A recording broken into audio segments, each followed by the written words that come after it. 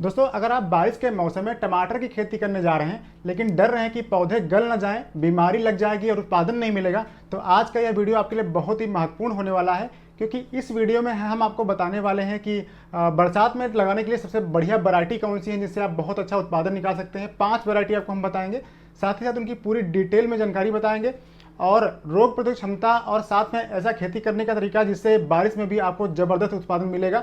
जो ज़्यादातर किसान भाई भूल जाते हैं करना, वो चीज़ें हम आपको बताने वाले हैं, तो वीडियो को अंत तक जरूर देखिएगा। और क्योंकि आखिरी में मैं आपको बताऊंगा कि बारिश में टमाटर बचाने का सबसे बढ़िया जो सीक्रेट होता है वो क्या होता है। सबसे पहले तो हम ये जान लेते हैं कि बारिश में टमाटर की खेती की सबसे बड़ी समस्या क्या होती है। कि नॉर्मल किसान टमाटर की खेती जब करते हैं तो ज़्यादातर रबी के मौसम में करते हैं बारिश के बाद, तो आप उसमें समस्याएं कम आती हैं। लेकिन सबसे पहले आप ये समझिए कि बरसात में टमाटर की खेती करना थोड़ा कठिन क्यों होता है। क्योंकि देखिए लगातार नमी होती है, बारिश जल्दी जल्दी होती रहती है, जड़ों में ज़्यादा देर तक पानी रुक जाता है तो टमाटर में फंगस लगने लगता है, ब्लाइट और फफूंदी वाले रोग होते हैं वो जकड़ लेते हैं। साथ ही साथ फल फटने की समस्या बहुत आती है क्योंकि कैल्शियम की कमी हो जाती है और फूल भी झड़ने लगते हैं। वायरस वाली बीमारियां कुछ सफेद मक्खी वगैरह अटैक कर देती हैं जिससे भी समस्या आ जाती है। तो ऐसे में होता क्या है कि प्रोडक्शन हमारा कम हो जाता है। भले ही रेट आपको लगता है कि बहुत महंगे चल रहे हैं लेकिन उत्पादन जो है वो कम हो जाता है। इसलिए बारिश के मौसम में सामान्य वैरायटी लगाने से नुकसान आपका और ज़्यादा बढ़ जाता है। तो आपको ऐसी किस्म चुननी चाहिए जो रोग के प्रति सहनशील हो, ज़्यादा नमी सह सकें, आपके खेत में अगर पानी 1-2 घंटे रुक जाता है तो उनमें कोई नुकसान ना हो।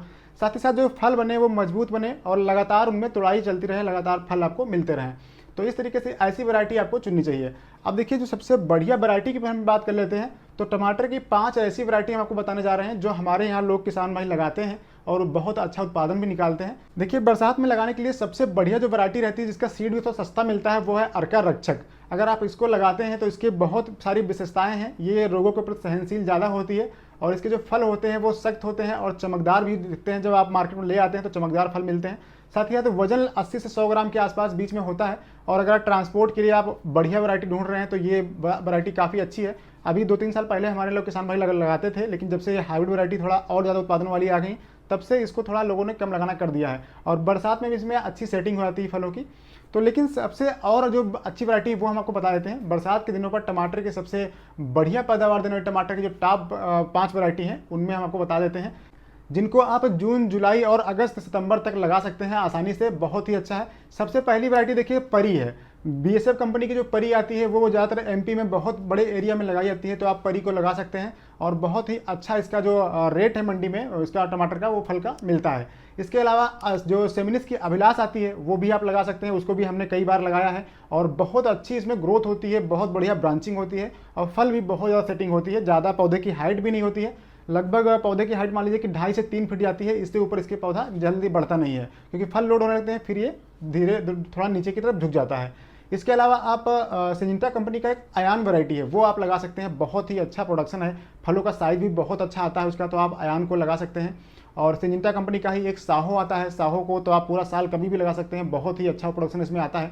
और एक नई वैरायटी लॉन्च हुई है जो अभी बहुत ज़्यादा पुरानी नहीं है और अभी अपने यहाँ इसका सीड भी जल्दी से नहीं मिल रहा है, जो सेमिनिस की अधिराज वैरायटी आई है। अधिराज को हमने देखा, कई वीडियो भी देखे थे जब ये लॉन्च हुआ था, कंपनी के ऑफिशियल वीडियो भी देखे थे, तो इसमें उन्होंने बताया कि बहुत अच्छा फ्रूटिंग हो रहा है। लेकिन अभी हमने अपने एरिया में कहीं पर लगा हुआ नहीं देखा है। साथ ही इसका हम बीज चेक कर रहे थे कि बीज इसका ऑनलाइन मिल रहा है नहीं मिल रहा है, तो अभी हमने आज ही चेक किया है, ऑनलाइन बीज इसका अवेलेबल नहीं है। जो लोग एमपी की साइड के हैं उनके लिए खुशखबरी है कि एमपी में बीज जो है इसका मिल जाता है आसानी से। तो आप लोग अगर कोई आपका किसी तरह से अरेंज हो सकता है तो आप ले सकते हैं वहाँ से। अधिराज वैरायटी में काफ़ी ज़्यादा जो पैदावार है वो देखने को मिल रही है। साथ ही ये रोगों के प्रति सहनशील काफ़ी है और बरसात में बहुत ही अच्छी सेटिंग, फल सेटिंग जो है इसमें हो रही है। ठीक है, तो ये हमने मोटी मोटी वैरायटी आपको बता दी है जो बहुत अच्छा उत्पादन दे सकती हैं। इनमें से आप कोई भी जो भी आपके यहाँ लोकल मंडी में चलता हो, जिस टाइप का टमाटर उस टाइप का आप इसमें से चुनाव कर सकते हैं। बहुत ही अच्छा पैदावार आपको देखने को मिलेगी। तो अब हम बात करते हैं कि बरसात में टमाटर की खेती अगर आप करने जा रहे हैं तो किस तरीके से करेंगे, क्या क्या आपको मेन चीज़ें हैं जो ध्यान रखनी पड़ेंगी जिससे आप बहुत अच्छा उत्पादन ले पाएंगे। तो देखिए, सबसे बढ़िया चीज़ है कि आपको क्या करना है, बेड जो है अपनी ऊँची बनानी है। बेड हमेशा आपको, इसके टमाटर जो अगर लगाने जा रहे हैं तो आपको बरसात के लिए बेड हमेशा ऊंचा बनाना है। क्योंकि बेड अगर ऊंचा नहीं बनाएंगे तो आपको समस्या देखने को मिलेगी। क्योंकि होता क्या है कि जब बेड अगर ऊंचा नहीं बनता है तो पानी जैसे ही बरसात होगी तो उसमें पानी रुक जाएगा और फिर आपको समस्या देखने को मिल जाएगी। तो बेड आपको ऊंचा बनाना है, कम से कम 1 फुट हाइट की जो 12 इंच तक आपको बेड बनानी है। अगर आप टमाटर नॉर्मल ऐसे बिना क्यारी बनाए हुए, बिना कूड़ बनाए हुए लगाना चाहते हैं तो आप बरसात में मत लगाइएगा, नहीं तो आपका नुकसान हो जाएगा। इसके अलावा आपको क्या करना है कि अगर आपका खेत थोड़ा ढलान की तरफ है तो आपको बहुत अच्छा रहेगा, पानी बिल्कुल भी 1-2 घंटे से ऊपर खेत में रुकना नहीं चाहिए। जब भी आप पानी बारिश हो तो आपका पानी जो खेत से वो निकल जाना चाहिए, बिल्कुल भी खड़ा ना रहे। इससे क्या होता है कि टमाटर जो है सोलनेसी की क्रॉप है, इसमें जड़ों का जो फंगस है बहुत जल्दी लग जाता है। तो इसलिए आपको पानी जहाँ जिस खेत में भरता हो वहाँ पर टमाटर आप बरसात में ना लगाएं। इसके अलावा अब मल्चिंग आपको जरूर करनी है। बरसात में अगर आप टमाटर लगाने जा रहे हैं तो आप मल्चिंग कीजिएगा। इससे क्या होता है कि आपको एक तो जो कीड़े होते हैं उनसे थोड़ा सुरक्षा मिलती है, क्योंकि जब जो लाइट पड़ती है, रिफ्लेक्शन होता है लाइट का, तो उसमें जो सकिंग पेस्ट होते हैं उनका कंट्रोल करने में आसानी होती है। साथ ही साथ इसके बहुत सारे फायदे होते हैं, खरपतवार भी नहीं होंगे, क्योंकि बरसात में जब बारिश होती है तो खरपतवार बहुत ज़्यादा बढ़ते हैं। इसलिए मल्चिंग अगर लगा के रखेंगे तो आपको खरपतवार पर पैसा कम खर्च करना पड़ेगा और आपके जो पौधे हैं वो बराबर ग्रोथ ले पाएंगे, उनमें जो न्यूट्रिशन है वो अच्छे से सप्लाई होगा। खरपतवार अगर होते हैं तो वो खरपतवार जो है बहुत ज़्यादा मात्रा में आपका जो पौधों के जड़ों के पास से जो न्यूट्रेंट है उनको निकाल लेते हैं।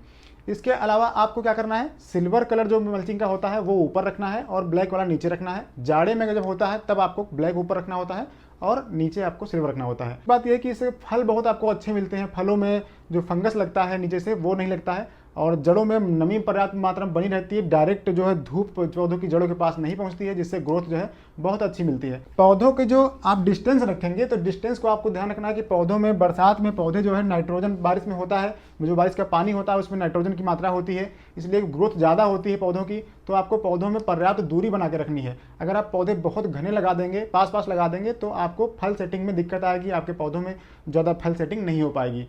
तो दूरी आपको सही रखनी है। कम से कम आप जब बेड बना रहे हैं वो 4-4 फीट की दूरी पर बेड बनाएं और जो पौधों से पौधे की दूरी रखिए वो आप कम से कम 1.5 फीट रखिए, अन्यथा आप 2 फीट रखेंगे तो और अच्छा रहेगा। और जब आप देख लेते हैं कि आपके जो पौधे हैं वो किस टाइप के हैं, अगर आपकी ऊपर चलने वाली बेल वाली टमाटर है तो आप थोड़ा डिस्टेंस कम रखेंगे तो भी कोई दिक्कत नहीं है। लेकिन अगर आपके पौधे जो हैं झुंड बनाने वाले हैं, जो नीचे तरफ बढ़ते हैं ज़्यादा, तो आपको दूरी जो है थोड़ा बढ़ा के रखनी है। ऐसा इसलिए कि हवा का आवागमन अच्छा बना रहे पौधों के बीच में, तो इससे कीटों का और रोगों का आक्रमण कम होता है। तो ये आपको ध्यान रखना है। ये चीज़ जो हमने बताई हैं आप नोट कर लीजिए, चाहे आप याद रखिएगा।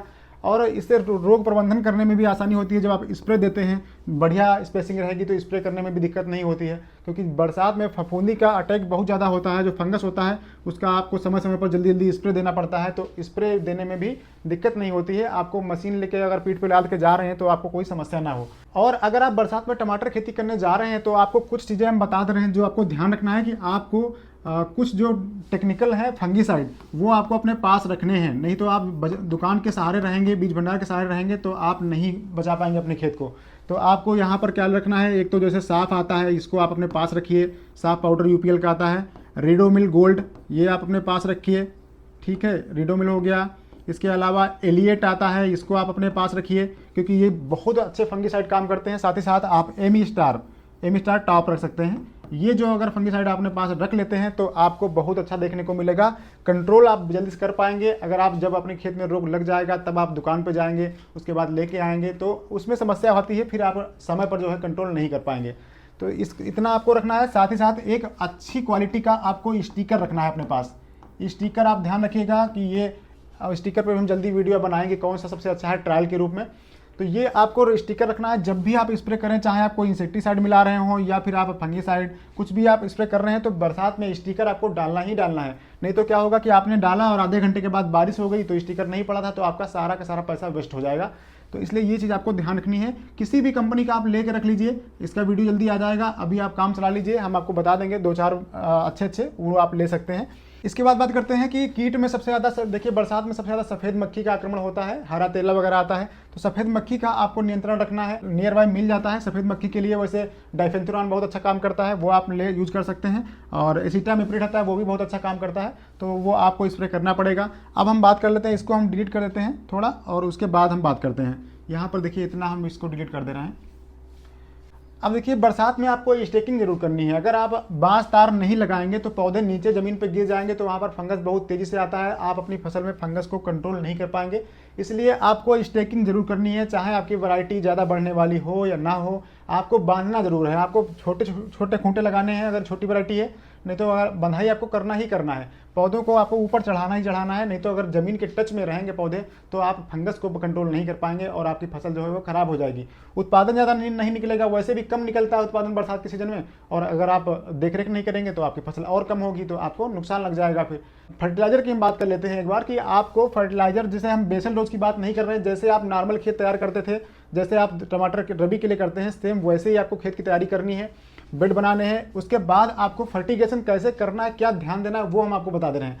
सबसे आप मूल मंत्र देख लीजिए, बरसात के सीजन में जब आप बरसात में लगा रहे हैं टमाटर, तो आपको क्या नहीं देना है, यूरिया। ये आपको ध्यान रखना है, बस ये फार्मूला आपको याद रखना है कि बरसात में टमाटर अगर आप खेती कर रहे हैं तो आपको यूरिया बिल्कुल नहीं देना है।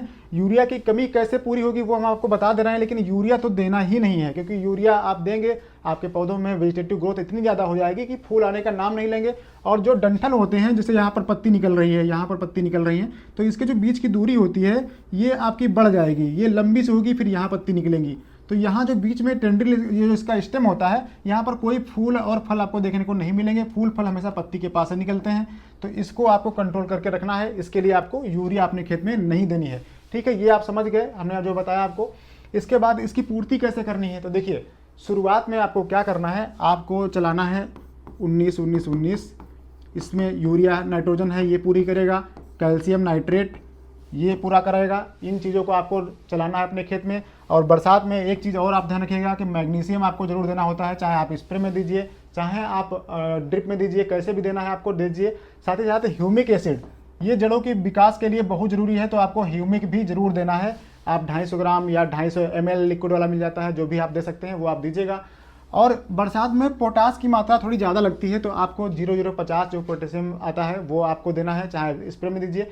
स्प्रे में अगर दे रहे हैं तो मौसम थोड़ा देख लीजिएगा, एक तो सुबह या शाम के समय स्प्रे करना है, तेज़ धूप नहीं होनी चाहिए।